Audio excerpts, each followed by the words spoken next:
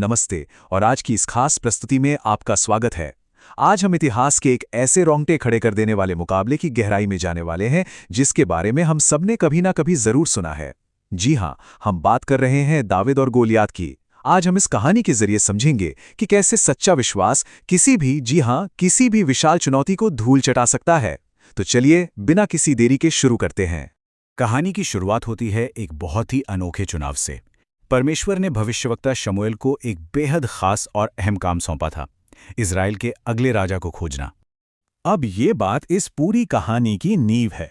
जब शमूएल यशायाह के घर पहुंचे और उसके सबसे बड़े और ताकतवर बेटे को देखा तो उन्हें लगा यही है वो। लेकिन यहोवा ने शमूएल से जो कहा वो बहुत गहरी बात थी। उन्होंने कहा, मैं इंसान का दिल देखता हूं, सिर्फ ये नहीं कि वो बाहर से कैसा दिखता है। मतलब असली काबिलियत दोले शोले या कदकाठी से नहीं बल्कि आपके अंदर से, आपके दिल से नापी जाती है। तो नतीजा क्या हुआ? यशायाह के 6 बड़े और हट्टे कट्टे बेटों को राजा बनने के लिए खारिज कर दिया गया। और किससे चुना गया?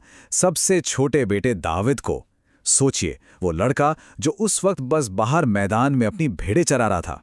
शमूएल ने उसी दाविद के सर पर तेल उंडेलकर उसका अभिषेक किया। जो दुनिया की नजरों में महज एक मामूली सा चरवाहा था, वही असल में चुना हुआ राजा था। है ना कमाल की बात? अब इस शांत माहौल से निकलते हैं और सीधे युद्ध के मैदान का रुख करते हैं, जहां एक भयानक चुनौती इजरायलियों का इंतजार कर रही थी। तो स्थिति कुछ ऐसी थी। पलिश्तियों की सेना में गोलियात नाम का एक विशालकाय सैनिक था। और ये कोई आम सैनिक नहीं था, बल्कि एक खूंखार दानव जैसा था। वो हर रोज इजरायली सेना के सामने आता और उनका बुरी तरह मजाक उड़ाता था। उसकी शर्त बिल्कुल साफ थी, अपनी तरफ से किसी एक आदमी को लड़ने भेजो। अगर वो जीता तो हम पलिश्ती तुम्हारे गुलाम, लेकिन अगर मैं जीता तो तुम इजरायली हमारे गुलाम। जरा उस खौफ की कल्पना कीजिए। इस एक ललकार ने पूरी इजरायली सेना की रातों की नींद उड़ा दी थी। और यहीं पर कहानी में एक दिलचस्प मोड़ आता है, वो भी बिल्कुल आम हालात में। दाऊद वहां कोई युद्ध लड़ने नहीं गया था, वो तो बस एक छोटा सा काम करने वहां पहुंचा था, अपने फौजी भाइयों के लिए खाना लेकर।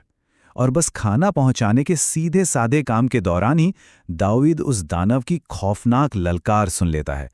और यहां से हमें देखने को मिलता है दाविद का वो अटूट साहस। जब बड़े बड़े और तजुर्बेकार सैनिक डर से कांप रहे थे, तब ये नौजवान लड़का आगे आने का फैसला करता है। जाहिर है राजा शाऊल ने दाविद को समझाया कि भाई तुम तो अभी महज एक लड़के हो और वो एक खूंखार योद्धा। लेकिन दाविद का जवाब देखिए। उसने पूरे भरोसे के साथ कहा, यहोवा मेरी मदद करेगा। उसका ये बेखौफ अंदाज किसी गुरूर या ट्रेनिंग का नतीजा नहीं था, ये पूरी तरह से परमेश्वर पर उसके अटूट विश्वास पर टिका था। अब दाविद की तैयारी का तरीका भी एकदम अनोखा था। राजा शाऊल ने उसे अपना भारी भरकम कवच पहनाया, लेकिन दाविद उसे पहनकर चल भी नहीं पा रहा था। तो उसने क्या किया? उसने उसे उतार दिया और उन चीजों को चुना जिन्हें वो अच्छे से जानता था। अपना भरोसेमंद गोफन और नदी से चुने हुए 5 एकदम चिकने पत्थर। उसने दुनिया के हथियारों के बजाय अपनी काबिलियत और परमेश्वर पर भरोसा किया। एक पल के लिए इस नज़ारे की कल्पना कीजिए। एक तरफ है गोलियात, एक भयानक दानव जो सिर से लेके पांव तक भारी हथियारों, तलवार और भाले से लैस है। और दूसरी तरफ दाविद, एक छोटा सा चरवाहा जिसके पास सिर्फ एक गोफन, कुछ पत्थर और परमेश्वर पर उसका अडिग विश्वास। कागज पर देखा जाए तो ये मुकाबला पूरी तरह से एक तरफा और नामुमकिन लगता है। अब हम पहुंचते हैं इस कहानी के सबसे रोमांचक मोड़ पर, विश्वास की सबसे बड़ी परीक्षा। वो दानव और ये निडर चरवाहा अब युद्ध के मैदान में बिल्कुल आमने सामने हैं। दाऊद को देखकर गोलियात मानो आग बबूला हो गया। वो मजाक उड़ाते हुए और डराते हुए कहता है कि वो उसे मारकर चिड़ियों और जंगली जानवरों को खिला देगा। सच कहूं तो ये सुनकर किसी भी इंसान के पसीने छूट जाएं और उसका मनोबल वहीं टूट जाए। लेकिन दाविद डरा नहीं। उसका जवाब इतना जबरदस्त था कि उसने पूरी बाजी ही पलट दी। उसने चिल्लाकर कहा, तू एक तलवार और भाला लेकर आया है, मगर मैं यहोवा के नाम से आया हूं। क्या शानदार पल था वो! दाविद ने वहां मौजूद हर एक शख्स को बता दिया कि ये दानव किसी इंसान से नहीं बल्कि खुद परमेश्वर से पंगा ले रहा है। और परमेश्वर की ताकत के आगे दुनिया का कोई भी हथियार कोई मायने नहीं रखता। और फिर जो हुआ वो इतिहास बन गया। दाविद ने अपने गोफन में एक पत्थर फंसाया, उसे तेजी से घुमाया और पूरी ताकत से दे मारा।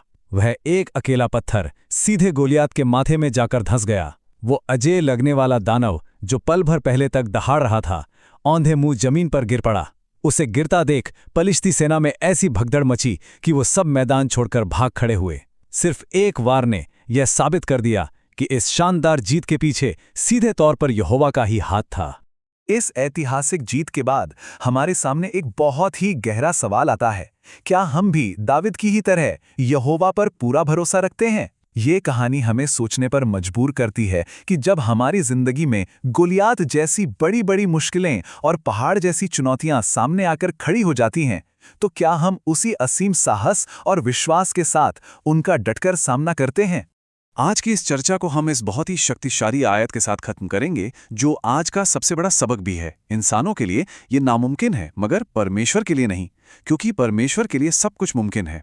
जो बात या जो काम इंसान की नज़रों में बिल्कुल असंभव लगता है, वो सच्चे विश्वास के साथ पूरी तरह संभव है। आज की प्रस्तुति में बस इतना ही। ये एक ऐसा विचार है जिसे हमें हमेशा अपने दिल में बसाकर रखना चाहिए।